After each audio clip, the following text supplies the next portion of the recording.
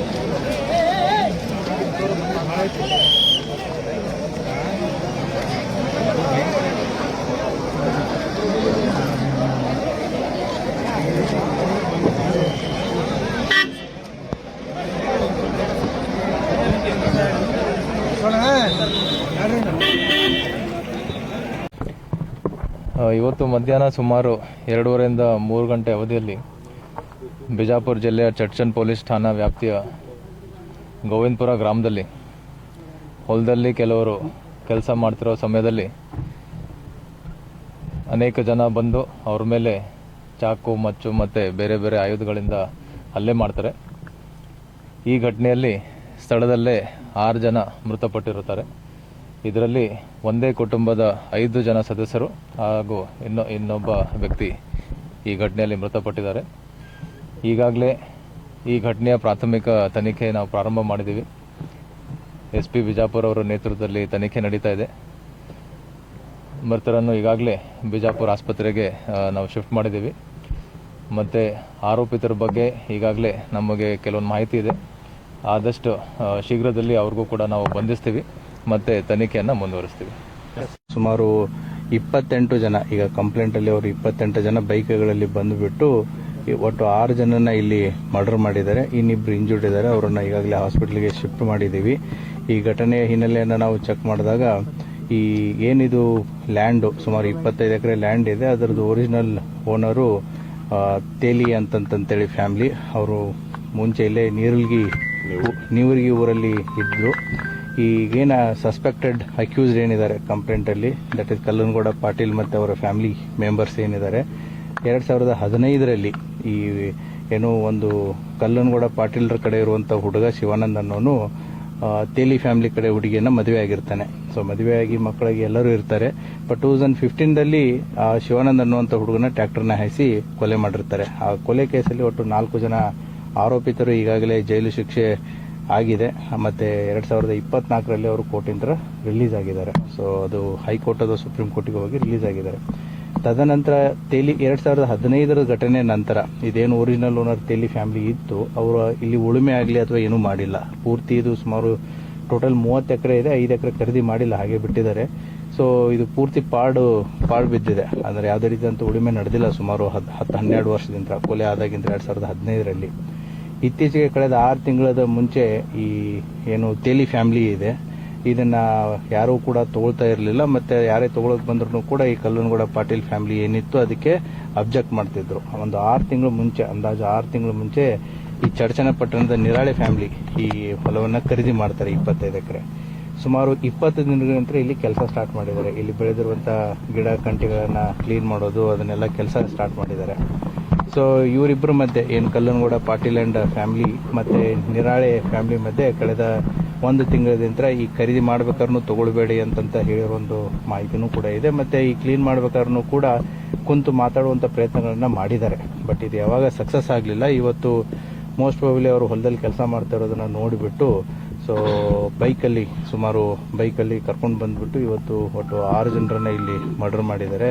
ಅದರಲ್ಲಿ ದುಂಡಪ್ಪ ನಿರಾಳೆ, ಚಂದ್ರಕಾಂತ್ ನಿರಾಳೆ, ಶಿವಪುತ್ರ ನಿರಾಳೆ, ಶಿವಪುತ್ರ ಮಕ್ಕಳಾದಂಥ ರಾಹುಲ್ ಸಮರ್ಥೋಟ 5 ಜನ ಒಂದೇ ಕುಟುಂಬದವರು. ಮತ್ತೆ ಶಬ್ಬೀರ್ ಅತ್ತಾರ್ ಅನ್ನುವಂಥ ಒಬ್ಬ ವ್ಯಕ್ತಿ ಕೂಡ, ಆತನು ಕೂಡ ಚಡ್ಚನಪಟ್ಟಣದವನು. ಮೋಸ್ಟ್ ಪ್ರಾಬಬ್ಲಿ ಅವನು ಇಲ್ಲಿ ಕಟ್ಟಿಗೆ ಕಡಿದಿದ್ದನ್ನು ತಗೊಳಕ್ಕೆ ಬಂದಿರಬಹುದು. ಸೊ ಇವರು 6 ಜನ ಹೊಡೆದಾಕಿದ್ದಾರೆ. ಇದ್ದಂಥ JCB ಡ್ರೈವರು ಮತ್ತು ಇನ್ನೊಬ್ಬ ವ್ಯಕ್ತಿ ಅವ್ರಿಗೆ ಇಂಜೂರ್ಡ್ ಆಗಿದೆ. They are fine. ಸೊ ಈಗಾಗಲೇ ಬಾಡಿಗಳನ್ನು ವಿಜಯಪುರ ಸಿಟಿಯಲ್ಲಿ ಹಾಸ್ಪಿಟಲ್ಗೆ ಶಿಫ್ಟ್ ಮಾಡಲಾಗಿದೆ. FIR ಕೂಡ ಪ್ರಕರಣ ದಾಖಲಾಗ್ತಾ ಇದೆ. ಏನು ತಂಡಗಳನ್ನು ಈಗಾಗಲೇ ರಚನೆ ಮಾಡಲಾಗಿದೆ. ಆದಷ್ಟು ಬೇಗ ಆರೋಪಿತರು ಯಾರು ಅನ್ನೋದನ್ನು ಪತ್ತೆ ಮಾಡುತ್ತೆ. ಈಗಾಗಲೇ ಸೋಕೋ ಮತ್ತು ಫಿಂಗರ್ ಪ್ರಿಂಟ್ ಟೀಮ್ಗಳು ಬಂದು ಕೂಡ ಅವರ ಕೆಲಸ ಕಾರ್ಯವನ್ನು ನಿರ್ವಹಿಸ್ತಾ ಇದ್ದಾರೆ. ಅದೇ ಮಾಡ್ತೀವಿ.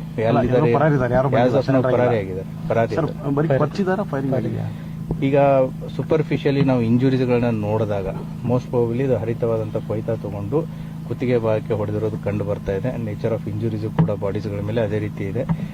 ಫೈರಿಂಗ್ ಆಗಿರೋದು ಬಿಟ್ಟಿರೋದು ನಮಗೆ ಪೋಸ್ಟ್ ಮಾರ್ಟಮ್ದಲ್ಲಿನೇ ಕನ್ಫರ್ಮ್ ಆಗುತ್ತೆ. ಮೇಲ್ಗಡೆ ಯಾವುದೂ ಕಂಡು ಬಂದಿಲ್ಲ. ಎರಡೂ ಕುಟುಂಬಗಳು ಬಂದು ಚರ್ಚನ್ ಪೊಲೀಸ್ ಎನ್ಕ್ವೈರಿ ಮಾಡುತ್ತೆ. ಬಂದಿದ್ರು ಬಿಟ್ಟಿದ್ರು ಅನ್ನೋದನ್ನ ಗೊತ್ತಿಲ್ಲ. Will see it. What is sir, ಈಗ ಪಾಟೀಲ್ ಫ್ಯಾಮಿಲಿ ಮತ್ತು ತೇಲಿ ಫ್ಯಾಮಿಲಿ ಕೂಡ ಪರಿಚಿತರನ್ನೇ ಇದ್ದಾರೆ. ನೇರಳೆ ಫ್ಯಾಮಿಲಿ ಆಗಿರ್ಬೋದು, ಮತ್ತೆ ಈಗೇನು ಅಕ್ಯೂಸ್ಡ್ ಫ್ಯಾಮಿಲಿ ಇದೆ ಅವರು ಕೂಡ ಪರಿಚಿತರನ್ನೇ ಇದ್ದಾರೆ. ಒಬ್ರಿಗೊಬ್ರು ಪರಿಚಯನೇ ಇದ್ದಾರೆ.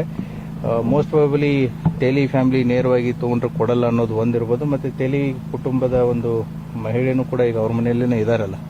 ಸೊ ಹಾಗಾಗಿ ಈ ಹೊಲವನ್ನು ಅವರೇ ತಗೋಬೇಕು ಅನ್ನೋದೊಂದು ಉದ್ದೇಶ ಇರ್ಬೋದು. But let us see. Investigation ಇನ್ನೂ ಮುಗಿದಿಲ್ಲ, ಇವಾಗ ಸ್ಟಾರ್ಟ್ ಆಗಿದೆ. Investigation has to reveal more things. Thank you. ಆ ರೀತಿ ಆಗಿತ್ತು ಅಂತಂದ್ರೆ ಖಂಡಿತವಾಗಿ ನಾವು ಕ್ರಮ ತಗೋತೀವಿ. ಇಫ್ ಏನಾದರೂ ಏನು ಇದರಲ್ಲಿ ಪೊಲೀಸ್ ಮಾಹಿತಿ ಬಂದು ಅಥವಾ ಪೊಲೀಸರ ನೆಗ್ಲಿಜೆನ್ಸ್ ಇದ್ರೆ 100% ಅದನ್ನ ಕ್ರಮವನ್ನು ತಗೊಂಡೇ ತಗೊಳುತ್ತೆ. There is no doubt in it.